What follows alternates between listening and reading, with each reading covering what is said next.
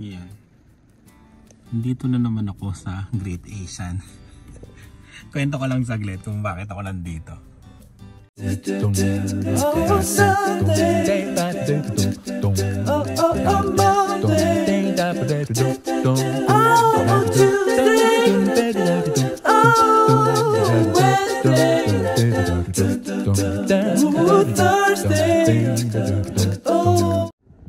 Kasi yan, nag-Uber tayo, tumunog. Nandun ako kanina sa backyard eh. May ginagawa ako tungkol sa sa Spot Pinoy, tapos sa yun, meron pa ako isang ginagawa na saka ako na isi-share sa inyo. Yan, kwento ko lang kung bakit ako nandito. Kasi may ginagawa ako tungkol sa Spot Pinoy. Di ba nagbo-browse din ako ng yung mga reels ganyan. Tapos may nakita ako nag-ihaw ng bangus. Ayan, sabi ko, parang sarap ng bangus ngayon tapos nandito ako sa backyard, di ba? Tapos sabi ko, punta na lang ako sa Asian store para bumili. Alam mo yun, yung ngayon, yung content creator, no? Yung mga content creator, tapos yung mga nagba-vlog, naggagawa ng reels, yung mga ganon. Talagang malakas silang makahatak sa parang advertising na rin, di ba? Kasi tignan mo, nakita mo, tapos parang naisip mo, masarap yan masarap mag-ihaw ng bangus. Diba parang ikaw naman, as a consumer ba o parang ganun, bibili na, o tao na gusto mo rin yung ganun, diba? Parang naisipan mo, nga, patagal na ako hindi nagbabangus, diba? Ayun. Tapos, di habang ganun, mga 5 minutes, di binaba ko na, tinuloy ko na ginagawa ko. Akalain mo naman, tumunog yung Uber. Sabi ko, sakto sakto tumunog yung Uber kasi gusto ko rin pumunta dito nga kasi gusto ko nga kumain ng bangus para ang ulam namin mamayang dinner di ba, inihaw na bangus, di ba? Sarap, di ba? Tapos yun, tumunog sakto, di kinuha ko dun sa amin. Akalain mo nga naman, ito talagang pagkakataon, no? Hinatid ko dun lang, malapit lang, dun lang. Mga siguro 1 kilometer ang layo dito. Ayun. Tapos kumita ako ng $11. Titignan natin ngayon. Ang alam ko $10 yung bangus eh. Bangus lang talaga bibili natin bangus lang. Kaya yun, punta tayo ngayon at bili na tayo ng bangus. Di ba ang galing, no? Yung isa yung mga content creator nakakatawa rin kasi di ba? Kalahin mo nga naman, no? Ay, masarap kasi bangus talaga ngayon. Nandun ako. Papakita ko mamaya yung setup ko sa backyard. Yung ginagawa. Ano nga lang, tingnan mo nga, namamaga pa yung mata ko. Pero nung bumiyaya ako kanina, nag-shades ako para hindi halata na namamaga yung mata ko, di ba? Sa pasahero. Ayan. Maraming salamat sa iyo, pasahero. At makakabili ako ng bangus ng libre. Hindi naman sa libre. Pero parang okay na rin kasi gasolina ko dito tapos nag-drive lang din ako. Kaya nakakatuwa.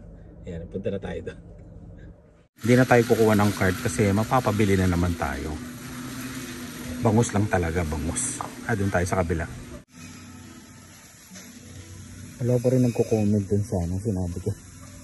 Ayan yung yung tulingan. Turuan nyo naman ako magluto ng tulingan.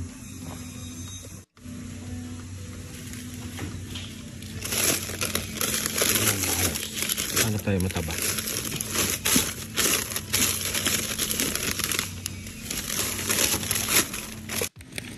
Ayan, ang presyo $11.99. Diba? Para magbabayad lang ako ng almost $2. Libre na yung bangus namin na inihaw. Ang kwento ng bangus. Ang kwento ng inihaw na bangus. Ito lang talaga bibili natin. Focus tayo, Mark. Focus. Kailangan mo mag-focus. Focus lang sa Huwag ka nang lilingon sa iba. Yun. $11.99. Wala siyang tax. $11.99 talaga siya. Diba? Walang tax. Ayos na. Di ulam namin mamaya inihaw na bangus na isasawsaw natin sa bagoong. Diba? Yun. Ayos na. Nakakatawa naman. Diba? Kailangan focus ka lang sa loob Yung goal mo. Kailangan focus lang. Kung hindi, ang dami ko na naman bit-bit dyan. Tama lang sa 11. Kasi yun lang kinita natin. Yun, balik na tayo sa bahay. Tapos bubuhayin ko yung Uber pa uwi. Kung tumunog, di tuloy ang biyahe. Kung hindi, balik tayo sa backyard. Trabaho ulit tayo. Yung dito na tayo sa bahay. Ayan, nasundo ko na rin si Lani. Tapos may kwento pa. Di paglapag tuloy. Pag dating ko sa parking, hindi ko pala napatay yung Uber. Tumunog. Hindi ko na siya makancel. Kinuha ko dun malapit kay Lani, doon sa malapit lang sa Thames. Buti na lang hinatid ko dun lang sa McDonald's. 5 minutes lang. Kaya yun, tumunog siya. Kumita tuloy ako ng bali $17. $7 yun eh. Yun. Diba? Tapos binalikan ko na lang si Lani. Yeah. Diba? Ito na yung setup ko ngayon. Mga binili ko sa Amazon to. Itong lagayan. Bali ito yung iPad na binili nyo. Kaya ako nasabing binili nyo kasi dahil sa panonood nyo sa vlog namin, nakabili tayo nito. Kaya maraming salamat sa inyong lahat. Yan, salamat ha. Inaayos ko yung reels ng Spot Pinoy. Yan, ako yung gumagawa ng reels. Bali nagsisend ng pang reels si Ina at si Rice. Yan. Tapos ako rin. Tapos ako na nag-upload. Ako na nag-i-edit din. Tapos yan. Tapos ito nga pala inggitin ko lang kayo. Ang sarap nito. Dala to nung kasama namin dito sa bahay. Ayan. Galing Pilipinas. Yan ang sarap nito. Itong Jojo Fish Cracker. Pangalawa ko na nga ito. Kagabi kumain ako nito. Kasi kagabi binigay. Tapos ngayon kain ulit tayo. Ayan. Masarap. Medyo siya parang maanghang. Ayun may paminta pala siya. Kaya pala maanghang. Ayun. Sarap po. Taga Rizal Laguna. Rizal Laguna ginawa. Ayan. Kain tayo habang gagawa tayo dito. Tapos yun. Gagawa si Lani nung juice na melon juice. Tapos nakikita nyo ba?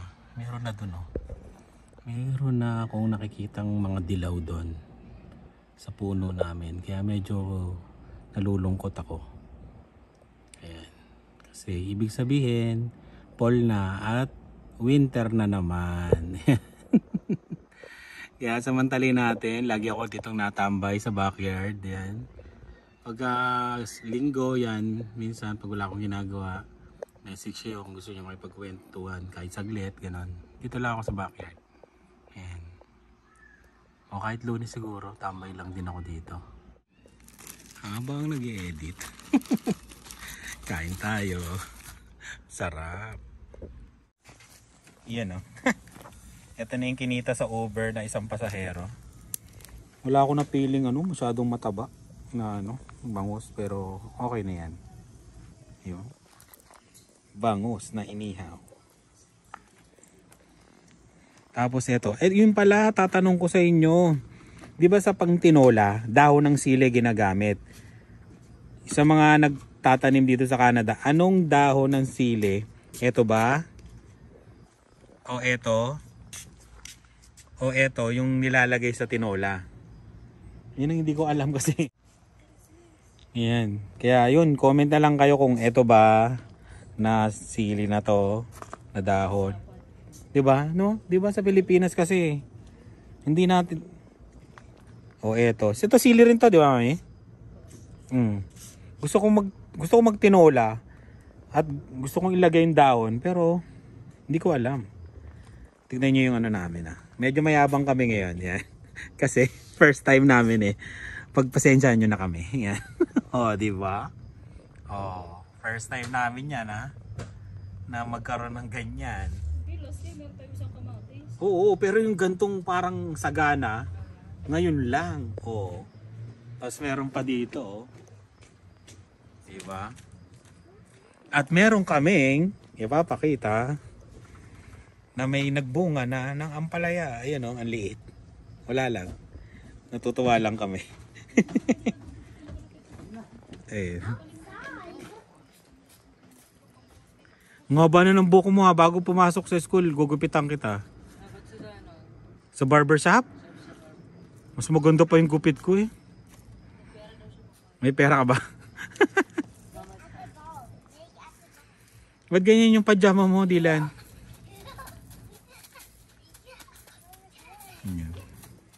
Waiting kami doon sa bangus.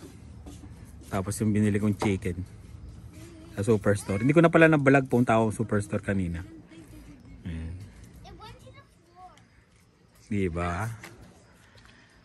Buhay mo yung ano, mga ilaw, Dave. Saksak mo para na mamapil natin yung backyard vibes.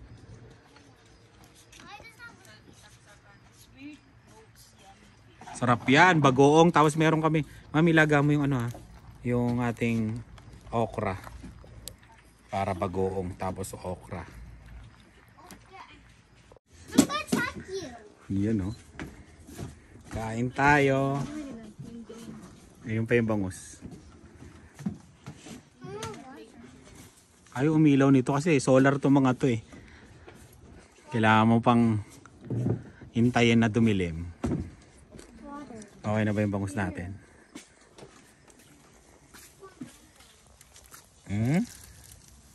Medyo okay na yata ito.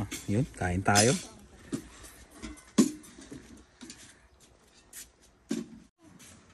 Yun na ba? Natanggal na yung bala. Yun, kain tayo. Ito na yan. Yun o. Ow! Yan.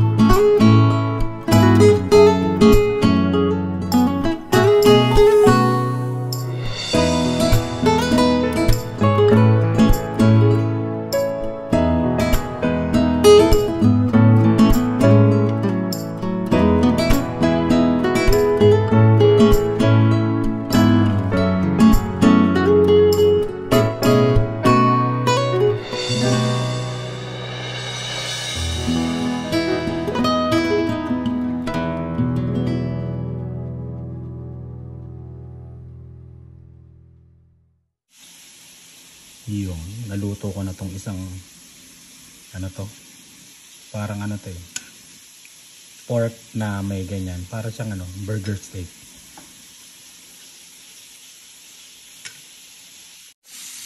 Walang pangalan yon, pero ito wala rin pangalan.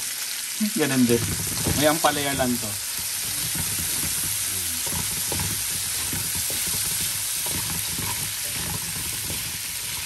Yun, umusok-usok po. Ayan. May oyster sauce, nilagyan ko konti, tapos sabaw. Para lang makuha yung mga, yan yung masarap dyan, yung mga yan, no? Ayan. Para makuha mo naman siya. Para may sabaw na rin ng konti. Tapos may asin paminta na yan. Okay na yan. Hindi ko alam kung anong pangalan to eh. Meron di ba beef ampalaya? Pero ito iba. Pork kasi to na binabad din, na may timpla. Tapos ganyan. Yan na siya. Kain tayo. Tensya na, maingay kasi hindi pantay itong kawali. Oh. Yan. Kaparami ang kanin mo dito. Kain. Hindi makulimlim ngayon.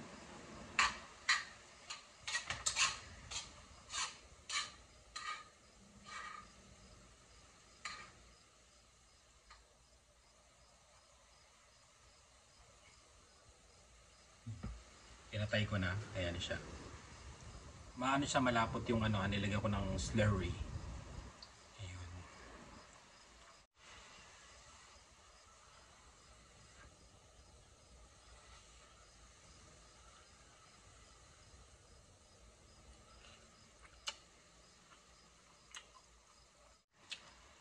Hindi masyadong mapait. Sarap.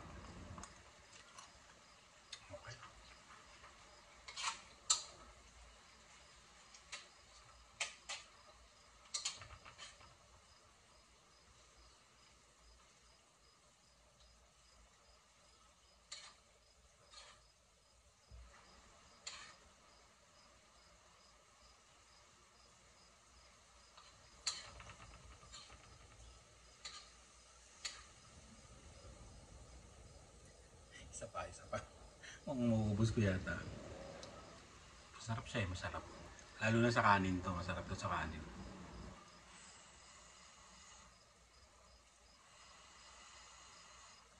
Pagka gusto nyo, turo ko sa inyo recipe. Yung isa nilagyan ko ng mushroom, tapos yun, parang burger steak.